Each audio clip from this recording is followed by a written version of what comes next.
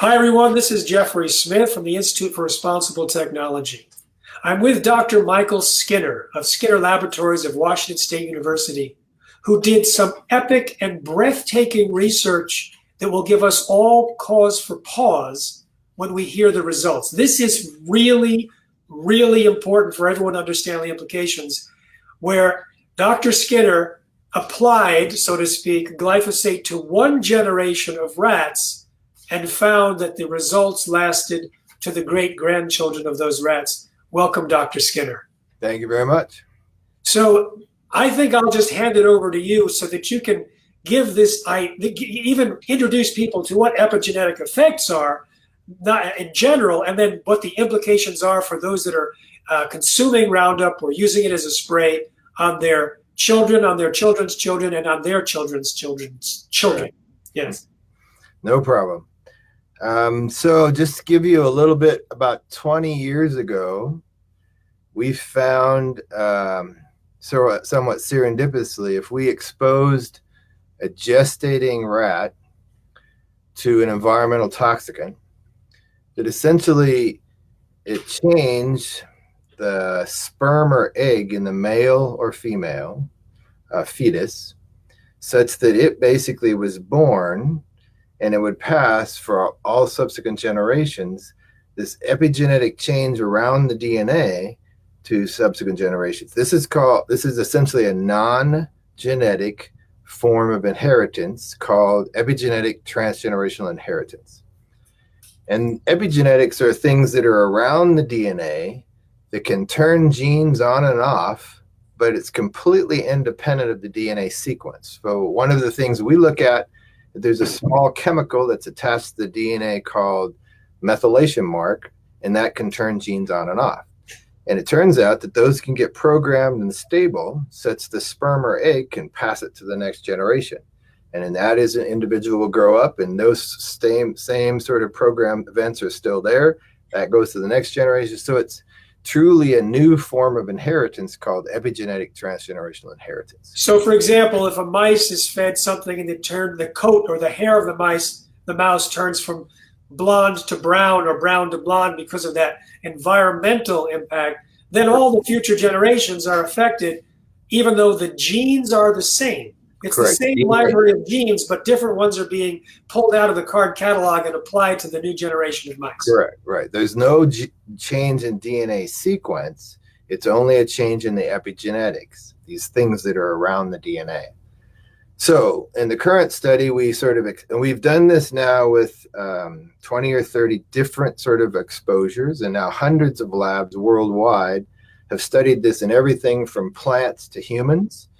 It looks like it's exceedingly conserved.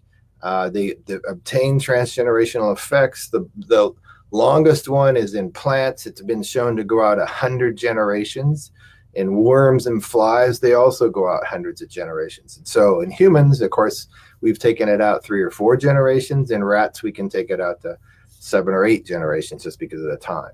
Now, in humans, they've done some looking backwards at the impacts on grandparents to see if the grandparents were associated with a famine or something, how it might affect the health of the current generation. Is that how we know that it goes a couple of generations in humans? Right. So let's say back in the 1800s, there was a famine period, basically, and it was in northern Sweden. There's a couple of these places where they kept good records. And then 3 generations later, they actually have phenotypes or traits in the subsequent generations that can be tracked back to that. However, more dramatically, they've found in the Holocaust survivors, their grandchildren are also impacted due to that heavy stress due to the Holocaust, also the malnutrition. And there's a place in Holland that was cordoned off during World War II for a year and a half, almost 2 years. And so they had extreme caloric restriction because they didn't let any food go in. And essentially women having children during that period versus when there wasn't a famine several years later, they had siblings, and the ones that were in the famine had some major, let's say grandchildren, had some major effects. And so this concept's been around for a while. It's taken a while to sink in, but I think most people are accepting of the idea. We're the ones that have spent the most time on environmental toxicants.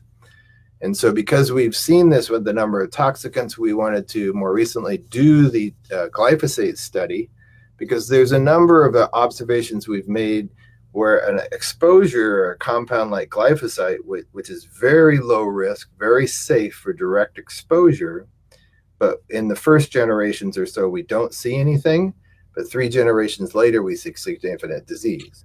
So with this study that we just published, essentially we used glyphosate, we exposed gestating female rat, so she was pregnant.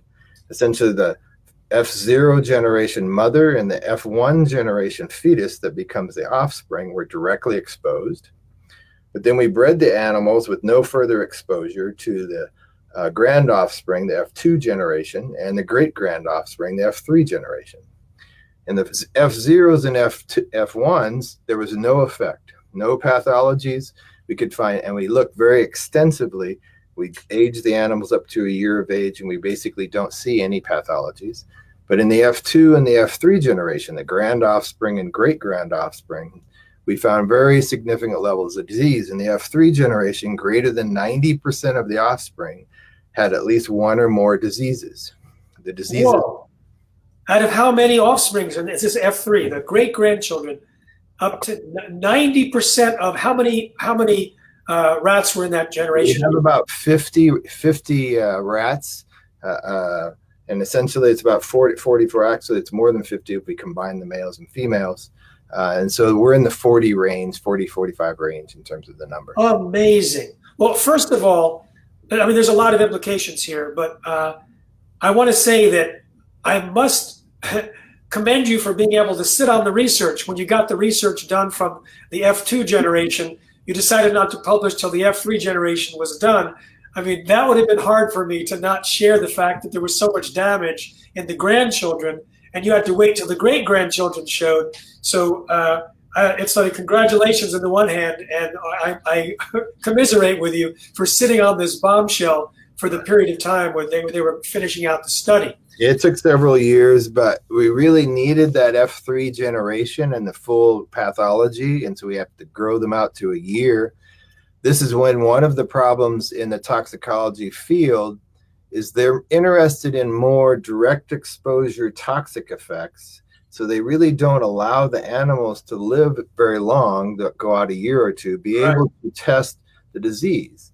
So Monsanto did sort of this type of study, but they sacrificed the animals essentially when the animals were in puberty. And so it's like looking at an 18-year-old person. And we look at 1 year of age, which is more in the 50 to 60 range in terms of age compared to a human. And so essentially we get disease from an early life exposure that appears later in life. So to do these studies without aging these animals, it's sort of useless, because that you have to get them out to where you see if there's an increase in age. Well, it's useless if you want to find the truth. It's kind of useful if you're trying to get a pass and say, no problem here, look the other way. No man. Well, I think toxicology developed just looking for gross toxicity, and in that sense, back in the 60s and 70s and so forth, that's where it sort of developed. Subsequently, and even back then, even in the 80s, we didn't really know that if you exposed an animal, let's say early in life, right after birth or something to something, that there really wouldn't be an effect then. But if you aged it out a year, then you see all sorts of things happening. And that concept's called the developmental origins of health and disease. In other words, when we get disease when we're in their 50s and 60s, it has really nothing to do with what we're doing in your 50s or 60s. It had to do with your early life as a fetus, early postnatal, or even pubertal periods. And it turns out that the environmental stressor changed the epigenetics of the DNA in those cells, such that it's programmed, but it really doesn't lock in to do anything until later in life. And so this raises the question, because you talked about the effect in Holland of the women who were pregnant during the time of low caloric intake affecting their grandchildren. You exposed the pregnant rats to glyphosate.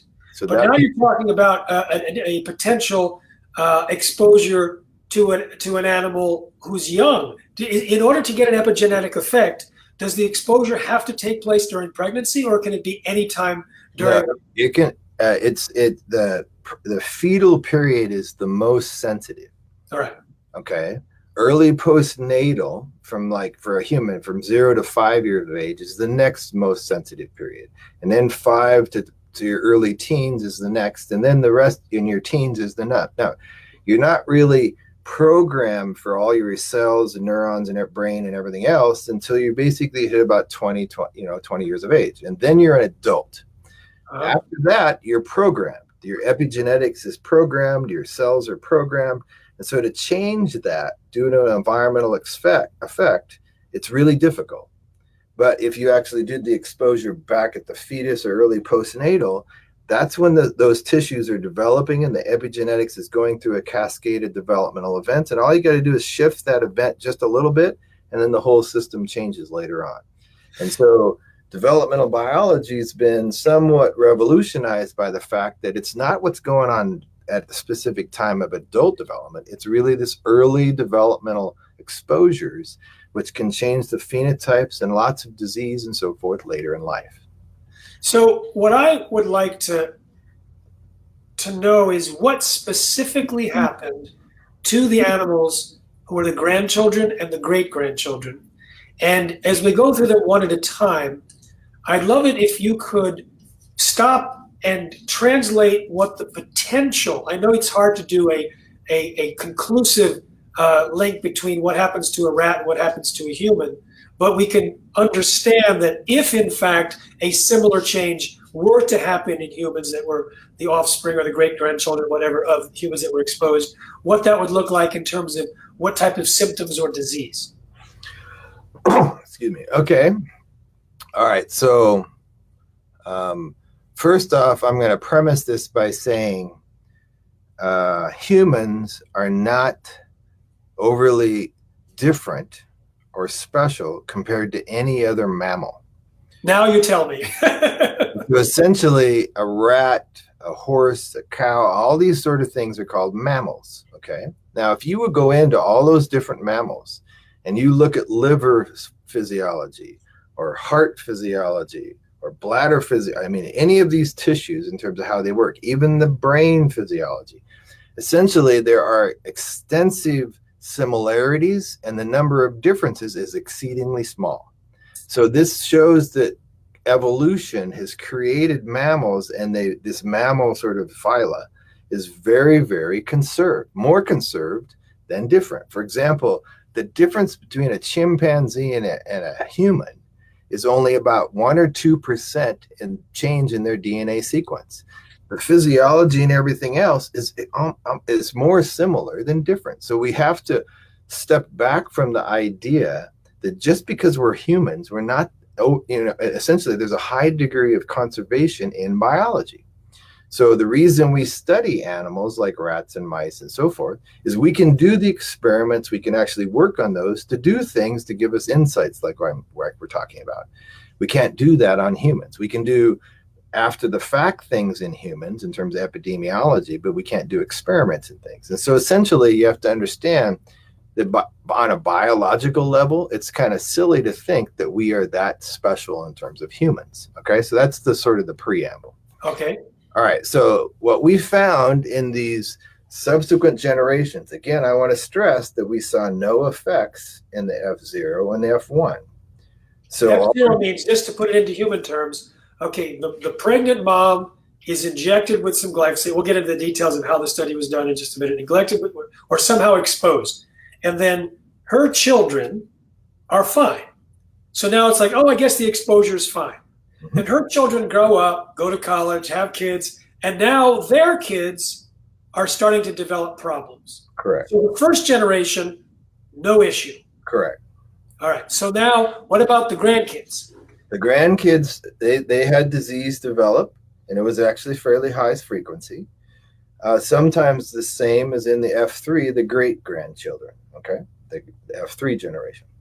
So essentially the diseases we saw were the typical tissues that we see disease in humans. One of the most sensitive tissues in terms of humans is the reproductive tract, the testis, the ovary, the prostate. Essentially, those reproductive tissues are more susceptible to get disease than your liver, your heart, your muscles, whatever, okay? And so we see diseases in the ovary and the testis and the prostate. We also see kidney disease in both males and females. We see mammary tumors basically in both the males and females. We see fairly significant sort of diseases in those matters, okay? In one of the newest diseases we found, we've never seen this before in these F2 and F3 generation animals. And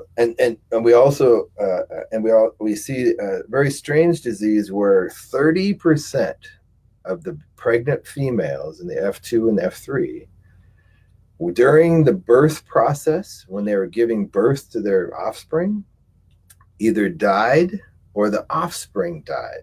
In other words, all of the offspring. So in other words, it was a significant pregnancy abnormality or birth abnormality. And surprisingly, in the last, recently, the CDC put out an alert that over the past few years, the number of humans undergoing birth abnormalities, either the death of the female or the offspring, is dramatically increasing. And so that we didn't know that until recently, but essentially that phenotype's fitting somewhat what we're seeing in the human population. The other major disease we saw was obesity in both the males and females, and it was approximately 45% of the population develop obesity, both males and females. And so essentially that right now in North America is basically, we're at about 40% obesity in the United States or in North America. And so essentially many of the diseases in terms of frequencies is fitting what we see in the human side in terms of just the general frequency of disease. So basically those are, and the way we basically, in contrast to many toxicology studies, we pull these organs out. We do histopathology, major pathology. We have trained veterinary pathologists that have looked at all this sort of stuff, and they basically confirm all this sort of stuff. So this is not a simple experiment because we did full necropsies and basically a great deal of histology on these animals to get this information. Okay. First of all, at this point in the broadcast, I want to ask everyone to please share this when you're done watching, because this is really critical information and quite sobering. Because if we were to translate, which you just did, from the population side, that could not only explain some of the problems in terms of birth problems and obesity, but it portends actually way worse, because Roundup, although it came on the market in 1970s, the amount of Roundup and glyphosate-based herbicides skyrocketed starting in 1996. And big exposure started to increase as the planting of Roundup-ready crops, and it was also being sprayed on oats and other cereals and grains. It's also on beans, lentils, mung beans, etc. And so it's throughout the food supply. And so we would expect that for the exposure, let's say, to pregnant women, humans, maybe in the late 1990s, their kids would be, they'd be of childbearing age, but the next generation is about to happen. And so it's actually happening among the young parents, and then it will happen more over the next decade. Well, let me tell you a side thing here. So a few years ago, we did the same type of study with DDT, okay? And so essentially we exposed the gestating female, we took it out 3 generations, and what we saw in those animals were half the population, 50% of females and 50% of males developed obesity. Wow. Now, the exposure doesn't promote the disease. The exposure promotes susceptibility to get obesity. So in other words, half the litter would basically be on the same diet, same exercise, everything's the same, and half of them would develop obesity and the other half wouldn't. So what it shows is it was a susceptibility that was induced such that on a lower caloric diet, you would still, basically develop obesity. So that's what we're sort of seeing with all these diseases, is it increases the susceptibility. Get your lifestyle, your diet, all that sort of stuff determines the progression of the disease, but the susceptibility may have been inherited from your ancestors. Now, that's DDT. Right. In the 1950s, the entire decade, toxicology field was not even invented yet. We didn't even know it existed. So essentially, the concept in the 50s was the more we sprayed, the better. And so essentially, we sprayed in the entire North American population for over 10 years to get rid of malaria, which it did, basically eliminated malaria from North America. But there's not a pregnant woman in the 1950s that wasn't exposed to DDT. We are 3 generations from the 1950s, and we have 40% population of our population has obesity. So clearly our diet and exercise is really critical, but the susceptibility potentially came from that ancestral exposure. So what we've just found with glyphosate is it has a very similar phenotype as DDT, promoting this high level of obesity susceptibility. I suspect there's a whole series of other things that do the same thing.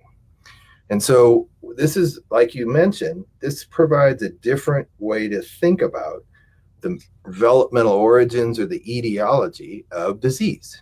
And it's coming to a great degree from our ancestors. So one of the main take-home sort of things from this study that we just did with glyphosate is we have to start thinking about doing generational toxicology.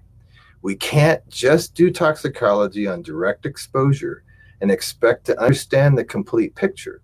Because if we can get a direct exposure like glyphosate that doesn't give us any major effects, but 3 generations later we go have disease going through the roof because of it, that's a major biohazard we need to consider in thinking about the toxicology of things. Now, I'm not going to blame Monsanto or anybody else, because until now we didn't know this existed.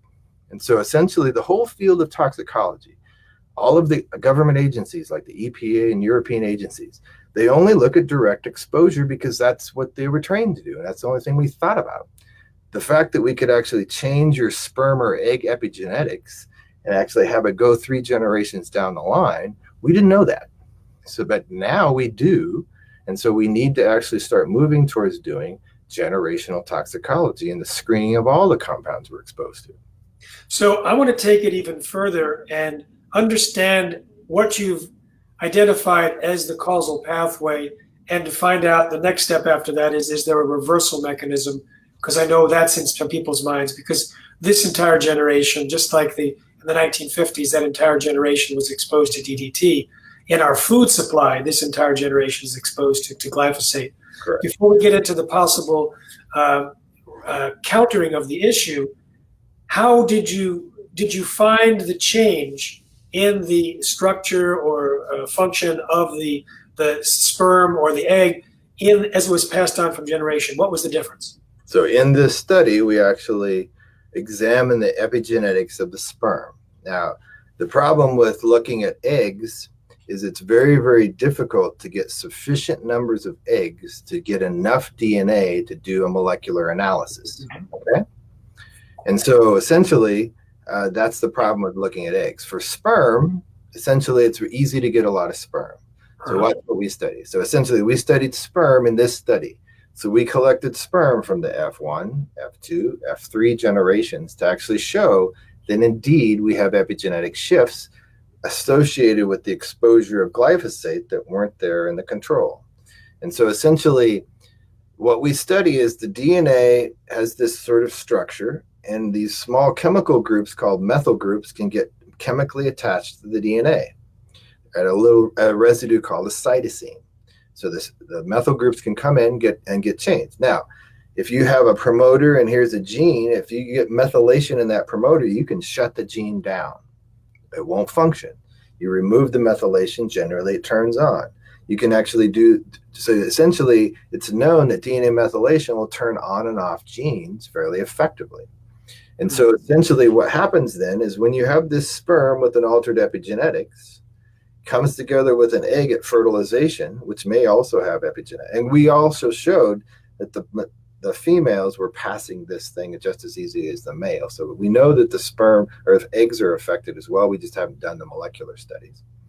And so essentially this gets passed on. At fertilization then, essentially, as your embryo starts to develop right after fertilization, these stem cells that are in the embryo essentially now have a change in their epigenetics and a change in their gene expression profile. Every cell that comes from that stem cell that is made throughout your body now has a shifted epigenetics and a shifted transcriptome. Those tissues that have that shift, like the prostate and the testis and the kidney and so forth, will, because of that, develop a susceptibility to get a disease later in life. Okay? And then as they become adults, their eggs and sperm also has this issue, and it's passed to the next generation. So this is this epigenetic transgenerational inheritance. It's a new form of inheritance we didn't know existed but 10, 15 years ago. So now that we understand that there is a attachment to the DNA in the sperm and also in the egg, but we don't have the details of that as much. What in the past have you seen could change the problem? I know we haven't seen a remediation in terms of glyphosate yet because we just discovered the problem. You just discovered the problem. But in general, what's the good news in terms of remediating the problem with inheritable epigenetic markers? Okay, so this epigenetic transgenerational inheritance so far appears to be more permanently programmed. No, don't say that. No, Dr. Skinner, that's not the right answer. If I'm going to tell you the truth here. So essentially, what's been done in a couple model systems is if you have something like folate, which is a vitamin, essentially a folate supplement, in the animal that's being exposed, like the mother in this case, or the fetus, then essentially that kind of supplementation can reduce the impacts of the exposure. Okay? And so essentially then that can suppress the effects going forward epigenetically, but that's only during the direct exposure. Once there's this programming event, then essentially we're not aware of anything that actually can change it. All right. So, however, that sounds pretty doom and gloom. So in other words, it's actually terrible news, but go ahead. What it means is basically what your grandmother was exposed to is going to affect your disease, and you're passing it on to your grandkids, and there's not a whole lot we can do about it. Now, in the future, we might figure out ways to figure this out in the distant future, but essentially right now we can't. However, it turns out that we do a lot of molecular biology, and so what we have found is if we look at individuals exposed and these epigenetic marks that we're looking at, which we showed a set in this particular paper, that these marks can actually be a diagnostic and tell us what diseases you may be susceptible to later in life and what you're going to pass on to potentially your grandkids and so forth, and what exposures you maybe have seen from your ancestors that's causing this problem. Okay? Well, it turns out, so the idea is if you were in your 20s and you went when you don't have disease yet, and essentially you went in and got your epigenetics analysis done, by looking at those changes in the marks, essentially we have these signatures now. They're associated with, you have a high percentage chance that when you're in your 50s or 60s that you're going to have prostate disease or whatever disease you're susceptible to. Well, it turns out the pharmaceutical industry has developed a whole series of therapeutics to try to treat disease. And a large number of these were not that efficient at treating disease, but we know that if you could give the compound to an individual earlier in life for then you could actually delay or eliminate the development of disease. For example, the best example right now is probably a compound called tamoxifen.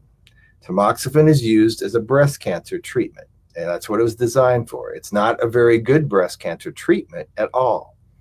But because we know it exists, there's been studies that show that if you took tamoxifen when you're in your 30s for about 5 years, you could delay the onset of breast cancer by 10, 15, 20 years, or you might be able to eliminate it. So it's essentially This is a preventative therapeutic to allow preventative medicine to be done. So far, we have had no ability to put that kind of preventative medicine in place because we didn't have diagnostics to tell you what you're going to be exposed to or not. And we don't know which woman to give the tamoxifen to because we don't have markers for it. So essentially, if we knew that you had this really high susceptibility to get breast cancer and these markers were there, you could take that preventative treatment to actually prevent things going forward. So we may not be able to fix it, but in the future, I think we'll be able to treat it. So in other words, we will be able to put more of this preventative medicine in place to essentially deal with these epigenetic ancestral exposure sort of things to prevent medicine or to get preventative medicine. So I'm going to offer an alternative viewpoint, and I'd like you to comment on it. Right now, we know that food itself has RNA and that can create epigenetic effects. I've seen research that shows feeding a rat a genetically modified corn, I think, changed 400 gene expressions of 400 genes. DNA or RNA interference has changed 1,400 genes in honeybees. If we understood, for example, and here's the theory, that if we understood that food itself can change the epigenetic expression of the DNA, then isn't it possible that we don't need a tamoxifen, but in fact, a healthy diet which is known to program or to govern the healthier gene expression of the areas that are susceptible would be sufficient? No, nutrition and exercise, your lifestyle is a major factor in your health. And many of those things can prevent and delay disease onset if they're put in place. And so I'm not disagreeing. I'm just telling you that in addition to your lifestyle and diet, there are also these therapeutics that are available. And so we have multiple ways to potentially, if we know that this is going to occur, to start to go after it. And I think changing your lifestyle and your diet would certainly be part of that, particularly if it's a metabolic disease, like, essentially those types of things are critical for those types of diseases. So the question then is, if the food, for example, is influencing your gene expression, is it doing it in a similar way that glyphosate may be influencing gene expression by attaching a particular problematic signature? If the food also changes in a similar way, couldn't its action be to unattach that, say, from your? I know in the case of someone that's already born, it's in every cell everywhere, so it really have to be in the germline, but maybe not. Well, so I've been talking to you about environmental toxicants. Okay. Right. One of the major things that'll promote transgenerational disease like this is nutrition. Both caloric restriction and high-fat diets can promote these level of programming to events that will essentially promote this in the future generations. For example, that one example I gave you in humans during the caloric restriction in Holland, during the famine in Holland, essentially was the lack of diet was reprogramming that fetus to basically develop a metabolism that would allow it to survive when it was born. And those became programmed permanently, such that basically later in life they had disease and they passed it on to their grandkids. And so essentially in the high-fat diet, it's been shown that in particular males, the paternal influence of having a obese father is known to actually have dramatic effects on the daughter's metabolic disease and subsequent generations as well. So diet and nutrition is a very major factor, and on a daily level, it's probably the biggest exposure we have is our diet, what we eat and how much we eat. And so essentially, there's really very good evidence in the literature that basically the nutrition and the food we eat has a significant impact on our health and so forth later in life. And you're right. In the early life periods, both at the fetus, early postnatal, and even the pubertal period, that's when all those things are being programmed, such that by the time you get to be adult, it's programmed and you're basically going forward. And then it's very difficult to actually get those changes after that. So if you were able to deal with a F0 exposure. Okay, someone is exposed while they're pregnant or prior to pregnancy. Would you have a better chance of reversing the situation so that you could figure out a way so that it didn't get passed on to the offspring and then future offspring? Sure. So, and you're going down a track which is quite interesting in the sense that we're not exposed to one thing. And we're not just exposed to glyphosate, which most of us are now, okay? Our grandparents were exposed to DDT. And basically every generation has their unique exposure, basically, and their unique lifestyles and their unique diets and so forth. So essentially, what is it that these multiple things are doing to your epigenetics and your phenotype is something that clearly is going to be a combination sort of role. We just are now finding out about the phenomena. We've been looking at single sort of things like we did with the glyphosate, but now we need to start thinking about multiple exposures, different generational exposures and so forth. And that kind of research is just starting. And it's something that we're quite interested in doing, but those types of studies take even longer to actually do than the one I just talked to you about. And so, but yeah, it's going to be a combination, and the diets and the nutritional sort of things, the type of diet, the exercise, all of those things will be useful to improve our health for our generations to come. But I suspect with these epigenetic biomarkers for disease and exposure, we'll be able to actually help provide advice to move into that preventative medicine sort of thing. Maybe in 50 to 100 years, we'll have enough molecular sort of advances that we could go in and fix things. That's possible. It's just we're not even close to that now. I have to add, I'm not sure if you're aware of the research done by a couple of scientists at the Russian Academy of Sciences in Moscow. Dr. Irina Ermakova fed rats genetically modified soybeans starting 3 weeks before they got pregnant and continuing through gestation and lactation. And more than half of the babies died within 3 weeks.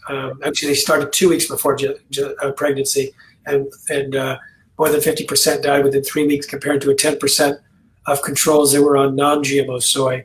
But then she tried to mate the offspring, and when the offspring of the GMO-fed parent mothers were crossed, they weren't giving birth at all. When they were crossed with the non-GMO, there was a small birth rate, but the controls had no problem. So there was a dramatic decline in the fertility.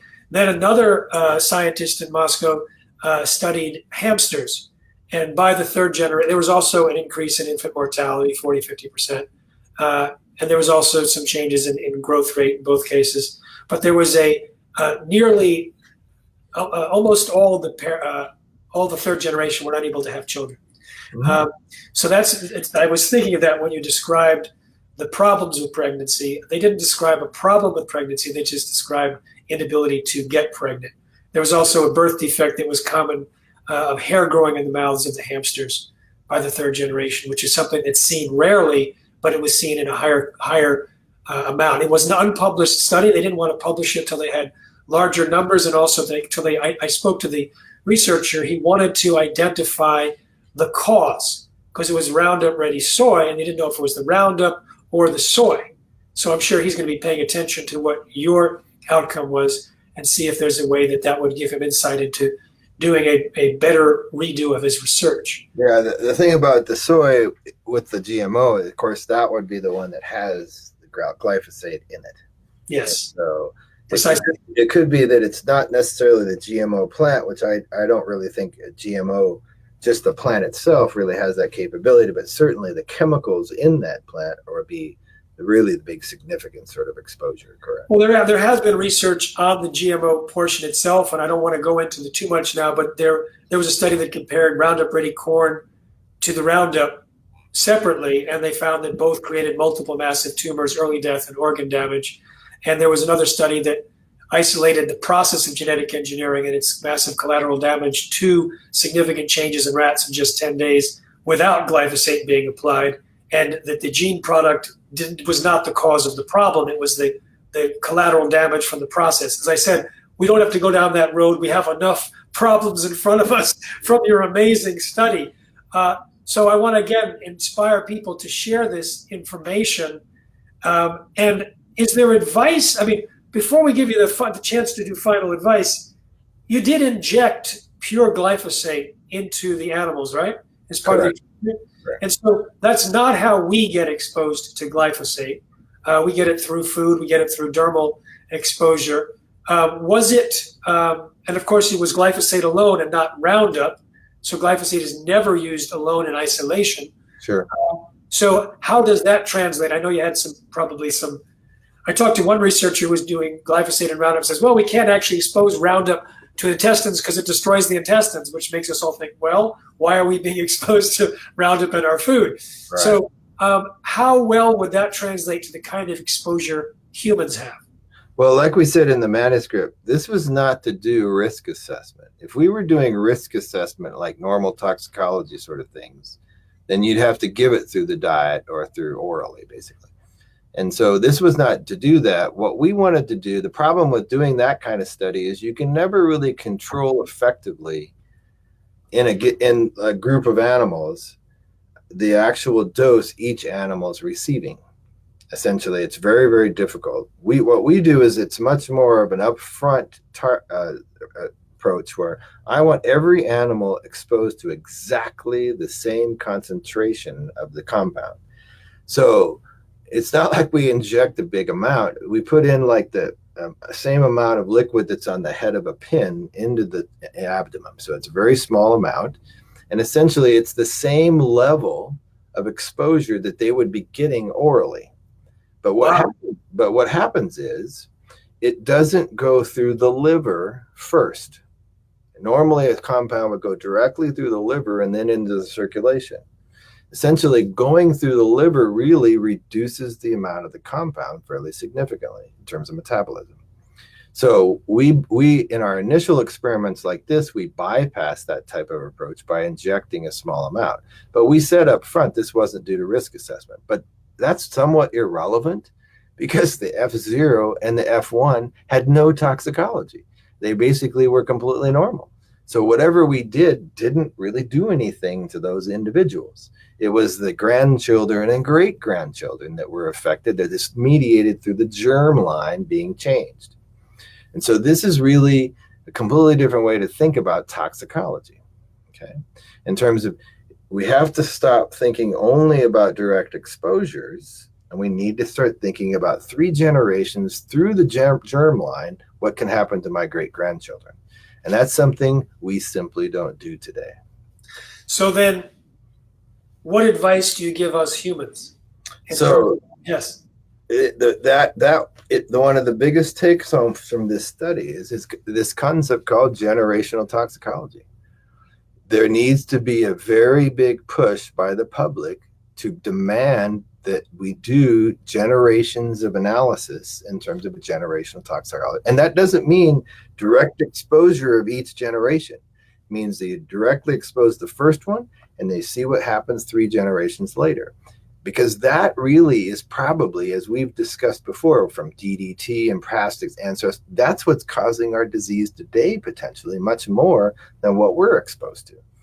So it's just, we didn't know this existed, basically. And so I think generational toxicology is really, we need enough pressure, both for the government to change its activities and the industry to change its activities, that we need to incorporate that into our normal testing system. Because frankly, I'm far more worried about what's going to happen with my grandkids than I am myself from the exposures today. And so it really is something, and so the take home really is, this is a different twist to it, in that sense we're affecting our subsequent generations, and so we need to try to do something about that.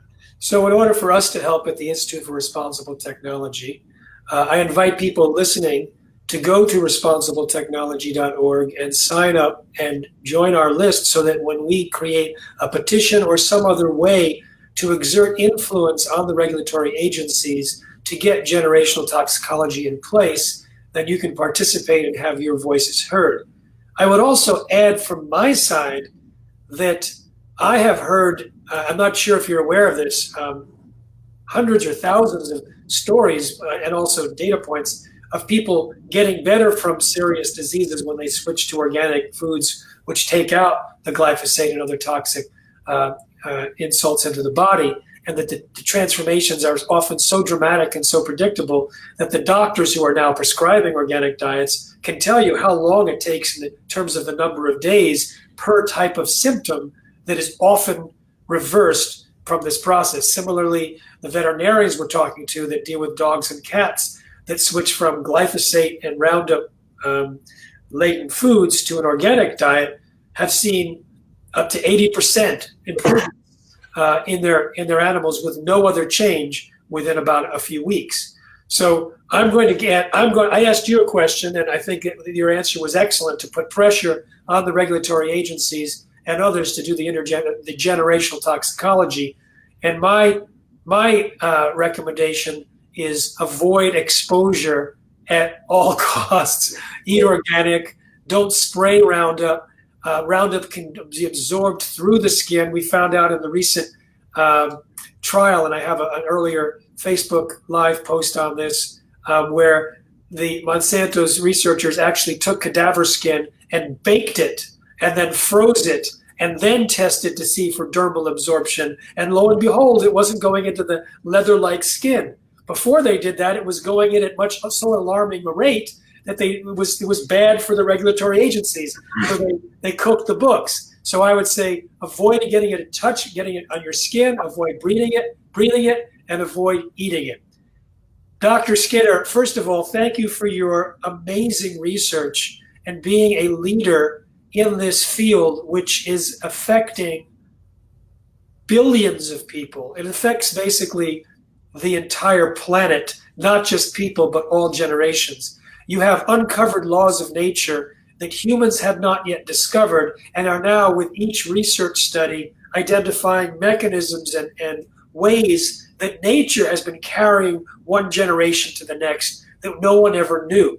This was science fiction just 20 years ago, and now it's not only science fact, but it actually can yield changes in lifestyle, changes in policy, and ways that we, like we've never been able to before, consciously protect future generations. So thank you, because I think your work will ultimately give us capabilities to bless the future. And I'm sure you've thought about that from time to time, but it's now obviously something that we all want to acknowledge and honor you for, because it really hits home with this research. Oh, thank you very much. I appreciate it.